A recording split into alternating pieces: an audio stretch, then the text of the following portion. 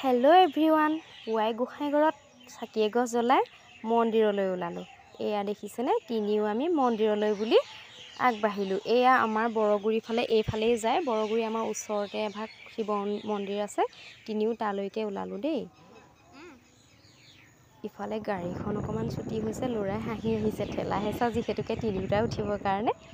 এয়া আমি মন্দিৰ পালোহি দেই। দুয়োফালে দোকান বজাৰ গাড়ী মটৰ, ইমান ভিৰ। যিহেতুকে মন্দিৰটো আমাৰ একেবাৰে ৰাস্তাৰ কাষত, গতিকে ভিৰটো অলপ বেছি হয়। এয়া দেখিছেনে, চাকি আকৌ মই দান পাত্ৰটোৰ ওপৰতহে জ্বলালোঁ। মোলৈ মানে চাকি থ'বলৈ জেগাই নুজুৰিলে, ইমানেই আজি ভিৰ। এয়া দেখিছেনে,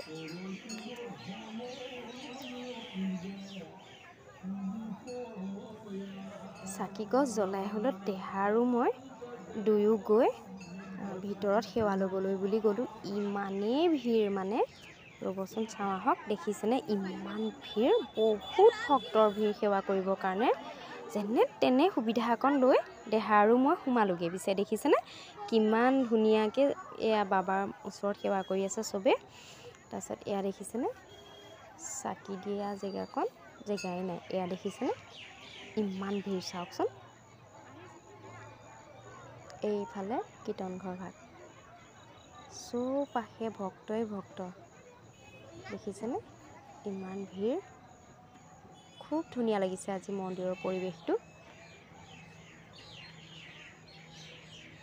প্ৰত্যেক বছৰে এনেকৈয়ে হয়, আমাৰ এই মন্দিৰ ভাগত ভিৰ হয়, খুব ভক্ত আহে, দূৰ দূৰণিৰ পৰা আহে। মই পিছে মন্দিৰৰ প্ৰসাদ খাই বৰ ভাল পাওঁ। এয়া প্ৰসাদ কেইটামান ল'লোঁ। তাৰ পাছত আমি এখোজ দুখোজকৈ মন্দিৰৰ পৰা ওলালোঁ আৰু দেই। এয়া দেখিছেনে, আপোনালোকক দেখুৱাওঁ বুলিয়ে তুলি থৈছোঁ। এইফালেদি আমি এতিয়া ঘৰলৈ যাবলৈ ওলালোঁ দেই। এইফালে চৌপাশে মানুহে মানুহ, দোকান বজাৰবোৰ ধেৰ আছে। পিছে ইমানকৈ আপোনালোকক দেখুওৱা নহ'ল বাৰু। এয়া আমাৰ মন্দিৰৰ গেটখন।